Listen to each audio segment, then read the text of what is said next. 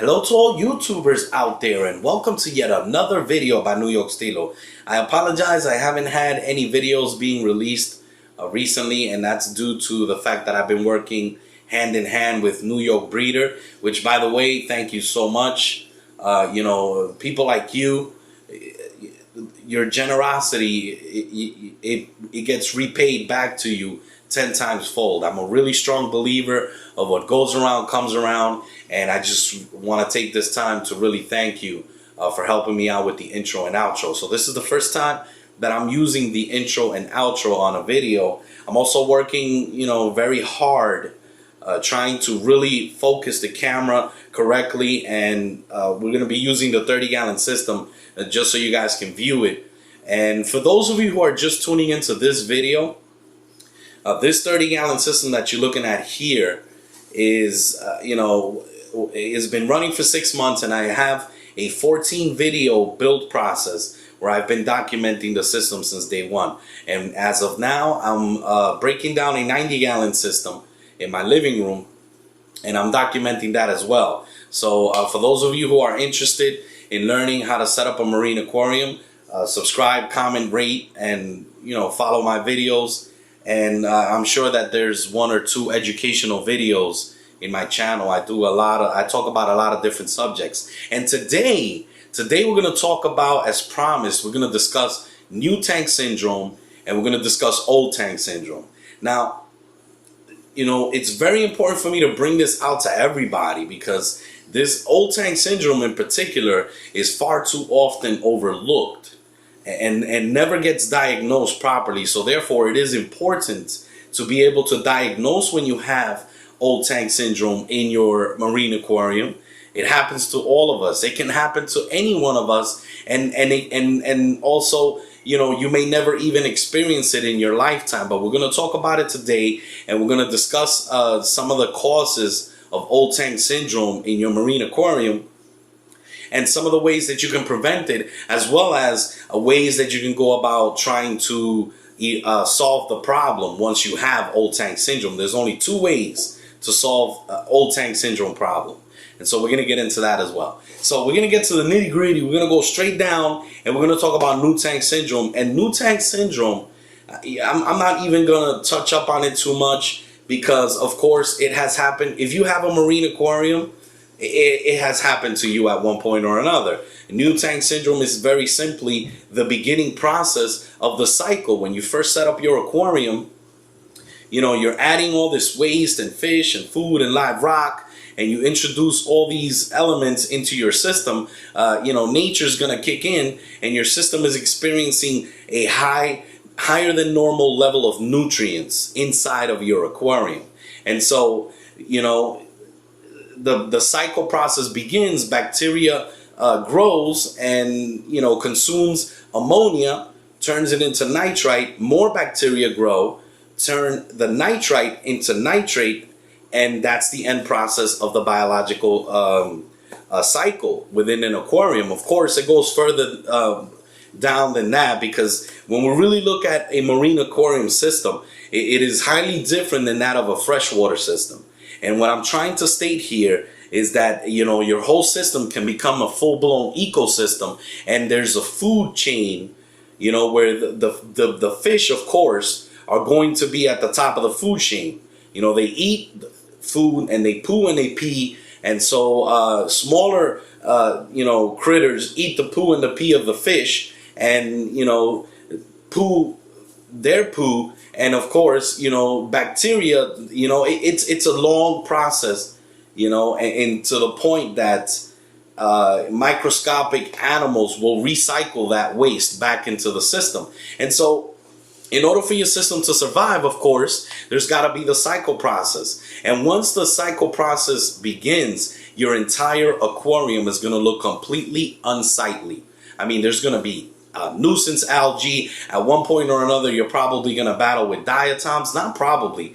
You're going to battle with diatoms.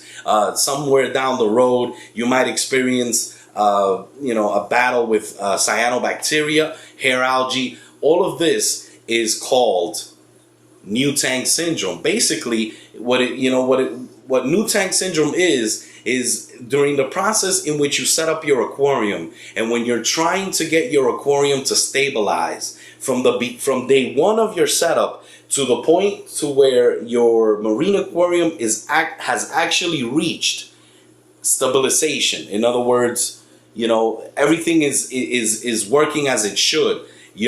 From day one to this point, you're experiencing new tank syndrome. And basically, you're going to get massive amounts of nuisance algae, which are trying to consume the phosphates and everything, all the excess nutrients in the system.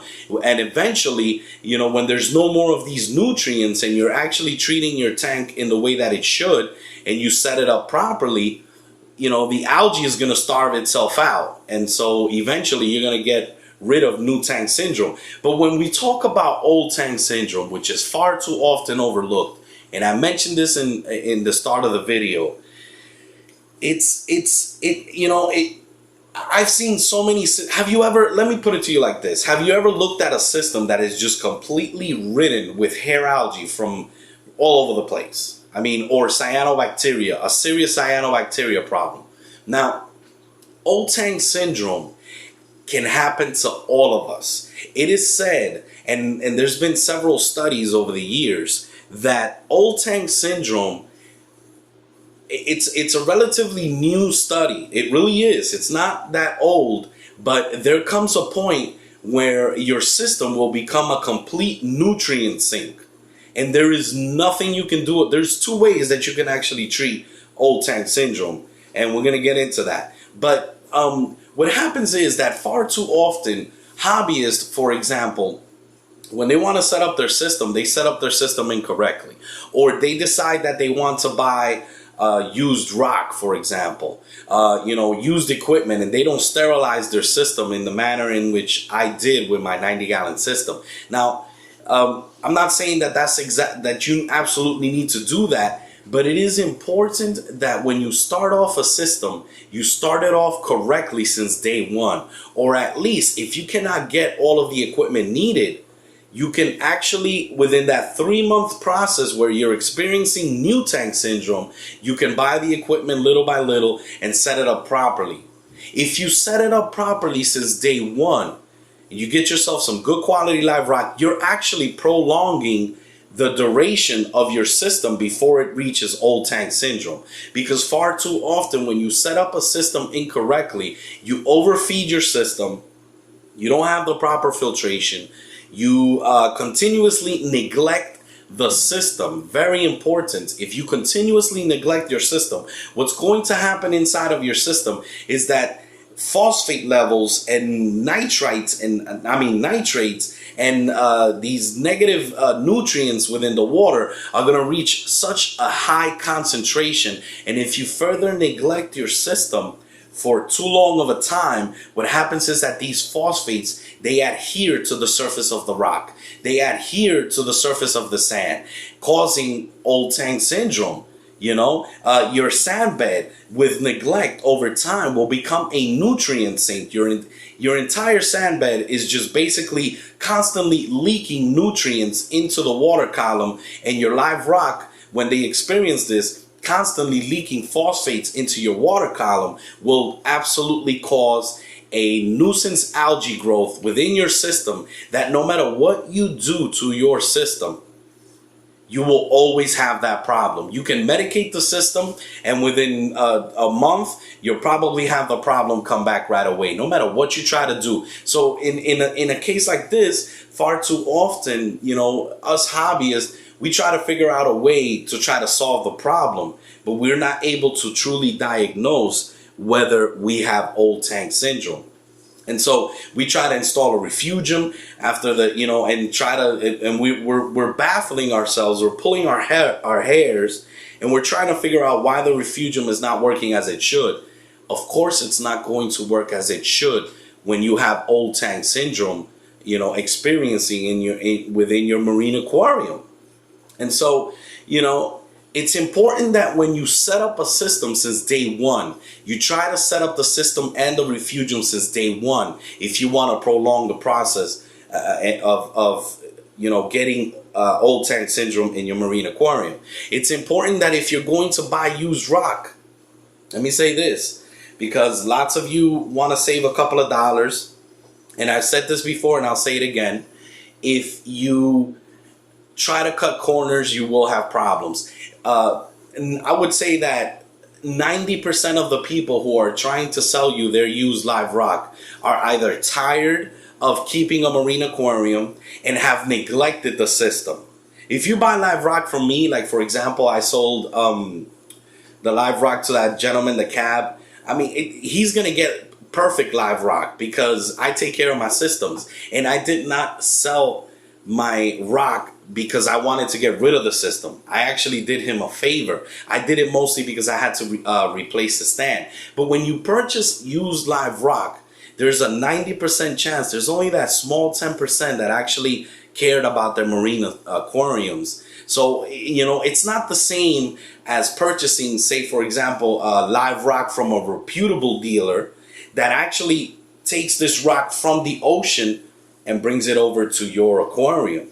In the ocean, you have almost zero concentrations of phosphates. You know, it's like in the 0.003 ppm. And so you're actually getting good quality live rock. But, you know, it's important that if you're going to set up your system, it's important to be able to do it correctly since day one to further prolong the process and never have to experience. Now, there comes a point, you know, further down the line that, you know, after so many years, your system just begins to decline.